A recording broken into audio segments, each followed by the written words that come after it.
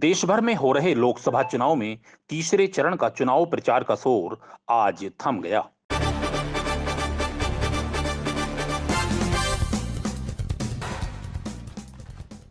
7 मई को देश भर में 94 सीटों पर वोटिंग होनी है।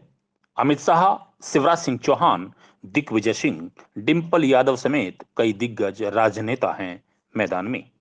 आज 5 मई को तीसरे चरण के चुनाव प्रचार का शोर थम गया है। सभी राजनीतिक दलों ने अपने अपने प्रत्याशियों के लिए लगातार चुनाव प्रचार किया है। चुनाव आयोग तीसरे चरण की वोटिंग को लेकर भी तैयारियों में जुटा है, तो वहीं वोटिंग प्रतिशत को बढ़ाने के लिए भी वह लगातार प्रयासरत है। देश में चल रहे लोकसभा चुनाव में अब तक 2 चरणों की वोटिंग हो चुकी है, जिसके बाद अब 7 मई को तीसरे चरण की वोटिंग होनी है। तीसरे चरण की वोटिंग के चलते आज यानी 5 मई को चुनाव प्रचार का शोर थम गया है, जिसकी 7 मई को 12 राज्यों की 94 सीटों पर वोटिंग होगी। इस तीसरे चरण के चुनाव में अमित शाह, शिवराज सिंह चौहान, दिग्विजय सिंह, डिंपल यादव, सुप्रिया सूले समेत कई दिग्गजों का फैसला होगा। अब तक देश में लोकसभा के पहले चरण में 21 राज्यों की 102 सीटों पर मतदान हुआ था।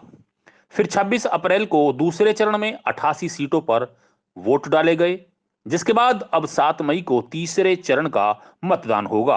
तो वहीं 13 मई को चौथे, 20 मई को पांचवें, 25 मई को छठे व 1 जून को 7वें चरण के लिए मतदान होगा। तो वहीं चुनावी नतीजे 4 जून को आएंगे। तीसरे चरण में उत्तर प्रदेश, मध्य प्रदेश, छत्तीसगढ़, बिहार, कर्नाटक, असम, गोवा, गुजरात, महाराष्ट्र, पश्चिम बंगाल, दादरा और नगर हवेली, दमन और दीव, जम्मू कश्मीर में वोट डाले जाएंगे। हालांकि चुनाव आयोग ने जम्मू कश्मीर के अनंतनाग राजौरी सीट पर मतदान की तारीख में बदलाव किया है। अब यहां 25 मई को छठे चरण में वोटिंग होगी। चुनाव आयोग देश भर में मतदान प्रतिशत बढ़ाने के लिए मतदाता जागरूकता अभियान भी चला रहा है।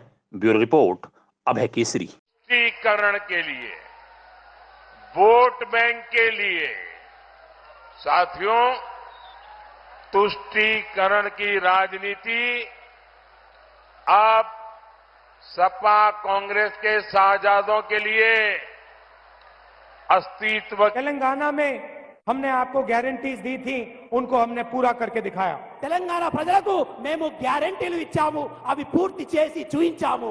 महिलाओं के बैंक अकाउंट की मजबूरी बन गई है। पिछले 60 साल में गरीब ने कांग्रेस का